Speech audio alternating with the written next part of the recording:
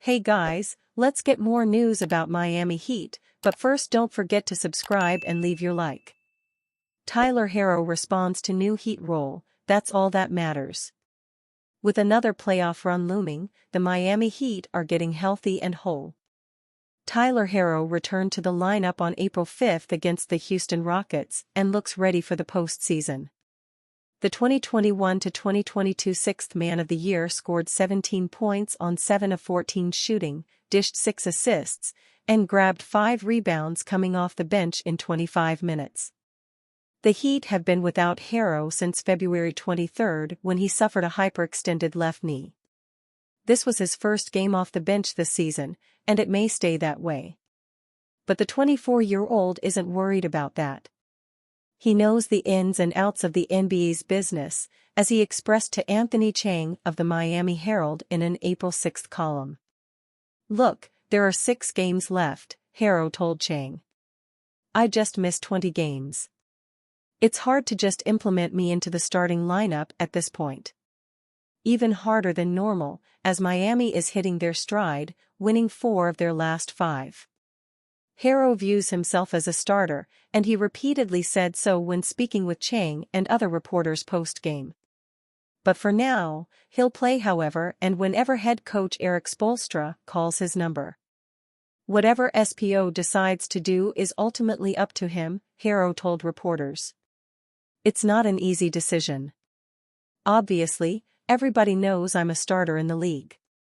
But like I said, to come back with 6 games left, it's tough to just implement me into the lineup like that. But ultimately, I'm going to get starter minutes, and that's all that matters. I'm a starter, but I'll come off the bench for now." With 5 games remaining, and the Heat streaking, to quote Jimmy Butler, chemistry has to be the top priority. One teammate in particular is benefiting from it, and they'll need him down the stretch. A big reason for Harrow's potential mainstay on the bench? Terry Rozier's level of play. Miami acquired the combo guard from the Charlotte Hornets on January 23 in exchange for Kyle Lowry and a first-round pick. That's a month before Harrow was injured. Rozier has proved an invaluable insurance policy. But that wasn't always the case. In his first 10 games with the team, Rozier averaged 12.6 points on 36% shooting from the floor and 23% from 3. He injured himself against the Boston Celtics in that 10th game and missed the next 4 games. It was during that time that Harrow himself was injured. But since returning from that 4-game absence, Rozier is averaging 19 points on 45% shooting from the floor and 42% from 3 over a 20-game span. His net rating in those first 10 games was -3.1. In the 20 games since he returned to the lineup, it's jumped to +1.4. Per cleaning the glass, with Harrow off the floor and the Heat's big 3 of Butler, Rozier, and Bam Adebayo on the floor, they have a +6.1 net rating over 761 possessions. They're scoring 116.2 points per 100 possessions, but more importantly, are holding their opponents to 110.1, which ranks in the 91st percentile in the NBA. With both of Harrow/Rozier off the floor, and over 462 possessions, those numbers drop to just a smidge, +4.8 net rating, 116.5 points offensively, and 111.6 defensively. And that's not a knock on Rozier, or simply a byproduct of playing for a great team. That is evidence of a job well done, that he's playing a part of, not apart from this Miami team, and improving it around the edges. For now, Coach Spoelstra will keep it that way. He's not looking for a way to penalize Harrow, but rewarding a player who adapted and adjusted in real time. Until when/if Rozier gives him a reason not to. But Harrow's not the only key member of this Heat team who's returned from injury. Kevin Love injured his heel in a February 27 game against the Portland Trail Blazers. He missed 16 consecutive games before returning on April 2, just days before Harrow. Love, like Harrow, is familiar with this Miami system and has resumed his role difference maker despite his apparent minutes restriction. Coach Spoelstra sang the veterans' praises to Ira Winderman of the Sun Sentinel ahead of an April 3 matchup with the Philadelphia 76ers. "Kevin gives us something different," Spoelstra told Ira. "It spaces the floor in a different way. It gets overreactions that lead to open shots, either for him or for somebody else, that you can't necessarily script or make a play call for.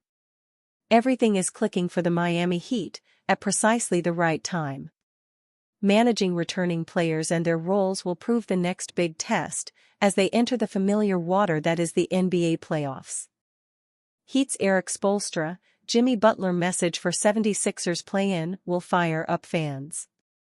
The postseason pathway for the Miami Heat is set as they will travel to take on the Philadelphia 76ers in the play-in tournament Wednesday night, as the winner will face the number 2 seeded New York Knicks. After Miami beat the Toronto Raptors Sunday afternoon, 118-103, head coach Eric Spoelstra and star Jimmy Butler spoke after the game to talk about their future matchup. Heading into Sunday, the Heat could have ended between the 5th and 8th seed, as besides themselves winning, they needed the Orlando Magic and either the Indiana Pacers or Philadelphia 76ers to lose to sneak out of the play-in tourney. They handled business, but the other teams didn't come through as they finished 8th, but Spoelstra isn't complaining as he said it'll be a great environment. "I'm looking forward to it. It'll be a great environment," Spoelstra said. "Philly has been playing fantastic recently, so we know what to expect up there. And that is what we say, it's for competitors only, and it should be a lot of fun." Butler finished the regular season finale with 15 points to go along with 5 rebounds and 4 assists as he's looking to recreate the magic from last year and unlock playoff Jimmy. When talking about the upcoming matchup with the 76ers, the 34-year-old star said that they have to play basketball the right way and accomplish a hard task of beating them on their own floor. "Just gotta go out there and compete, play basketball the right way and do something very difficult, and it's to win on Philly's floor," Butler said. "This is the time of the year where you're going to have to do that anyways if you want to win a championship. Obviously, we have to do it if we want to get to 7. While Miami is focused on the task at hand, fans will look back and see that the team controlled their own destiny at one point where they could have avoided the tourney, as they had some key losses down the stretch like April 7 against the Pacers. However, Spoelstra said clutch points that he's not even thinking about that, and that in this time of the year, you can't expect it to be easy. "Not even thinking about that at all, that doesn't make sense to me," Spoelstra said. "We have to prepare for competition and a game on Wednesday. We're looking forward to it. This is the best time of the year. These kinds of environments, the games, the context, all of that. You can't expect it to be easy, no matter what the scenario would be. While this season has been whirlwind and had a lot of different factors, they will have to through the same path that Miami went through last year through the play-in tourney." Grade the trade. Heat retool as Jimmy Butler is sent to Rockets in monster proposal. It's amazing how quickly situations in the NBA can change. Less than a year ago, the Miami Heat looked like they were one difference-making piece away from winning an NBA championship. Heading into the NBA play-in tournament, the Heat couldn't be in more of a downward spiral.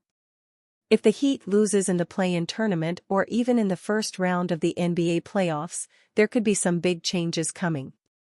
The Heat isn't close to competing for a championship with the way they've played this season, and it's hard to imagine how one off-season move changes that. That's why, assuming the Heat suffer an early playoff loss, the Heat will have to consider trading Jimmy Butler this summer. Entering the final year of his contract, if the Heat ever wanted to trade Jimmy, this would be the offseason to do so. If Miami re-signs Jimmy, they're going to have to pay him max money. Miami would be locked in to pay an aging Jimmy money that, in all due respect, he's not worth at this point in his career. Jimmy is going to be 35 at the start of next season, and giving him a 3 or 4 year extension would be outrageous. Perhaps most importantly, it would put the Heat in salary cap hell. but that's exactly what the Heat may have to do to keep him. But if Miami was open to trading Jimmy, it could open so many possibilities heading into the offseason. One of which that they should strongly consider involves trading Jimmy to a team that is looking to make a strong win-now move. If that move also lines up with the Heat taking a bit of a step back to start building around Bam Adebayo, it's certainly something they should consider. I can't help but wonder if there's one monster trade with the Houston Rockets that could help the Heat accomplish that. Let's explore this bold proposal between the Heat and Rockets.